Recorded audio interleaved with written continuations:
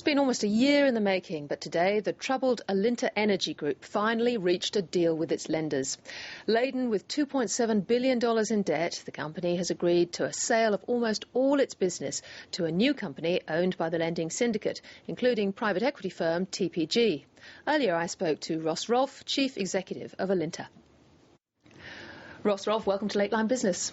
Thank you so much, Tikki. It's very good to be here. Well, Alinta back from the brink as a going concern. Firstly, I wanted to ask, where does this leave you? You were brought in to keep Alinta alive after the parent Babcock's collapsed. Will you be running the new company?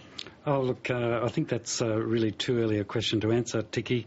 At the moment, my focus is absolutely on tying off all the loose ends and completing this transaction over the course of the next couple of months, and after that we'll see where life takes me. But so that and a potentially new management team will be in the hands of the current lenders, one would assume. Yeah, well, I think the outcome here sees TPG playing a very important role in the management of the company going forward, and that's a really good thing. They're a very highly experienced group in turning around businesses in the circumstances that Alinta's been in, and they have direct experience in this sector. Let's talk about the current owners of these staple security, the shares and the units. Pre the crisis, the company was trading at, I think, $3.74. Unit holders will now get 10 cents. That sounds a terrible deal.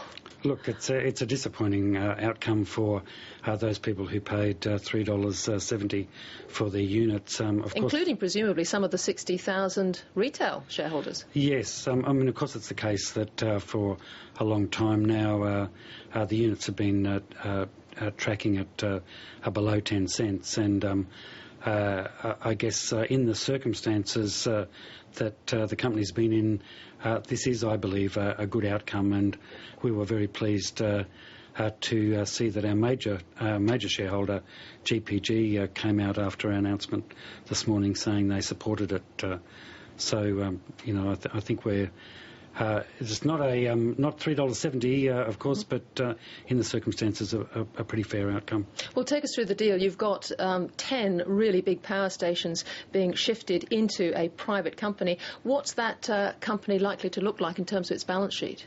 Well, that's really a matter for the lenders or the new owners of that company to structure.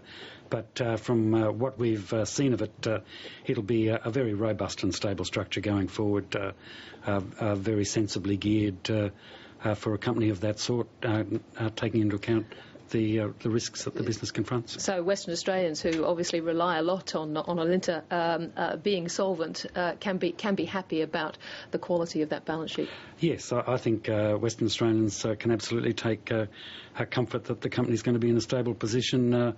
And I see the Premier of Western Australia making some comments in the media over the last couple of days. I think he'll be pleased with the outcome.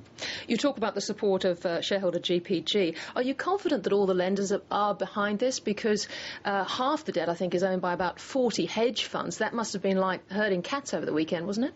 I think the lender group as a whole is about 40, which comprises some hedge funds, private equity groups, distressed debt groups, and of course our traditional banking group, who still remain an important part of the mix.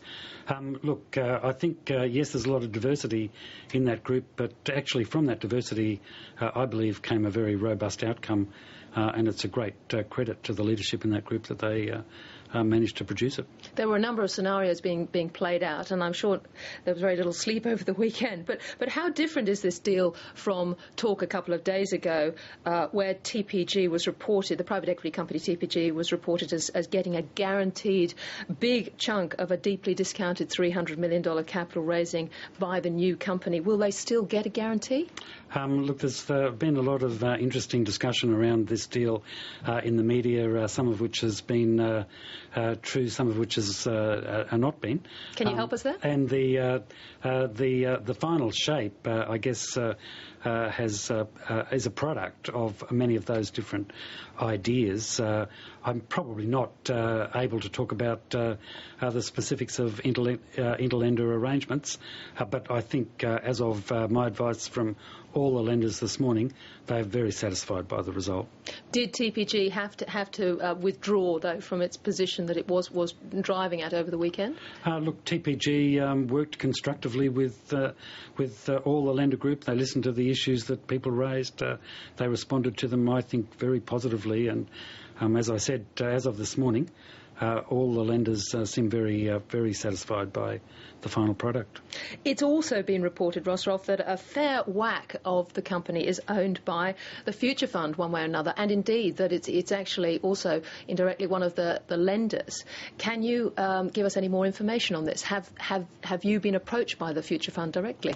Look, no, certainly I haven't been approached by the Future Fund directly. I guess I learned about the alleged interest on the part of the Future Fund in the debt. We have no visibility of that. That relationship is directly between the Future Fund and our lenders, and not something that I have any visibility of. And finally, do you expect a change of name in the new company?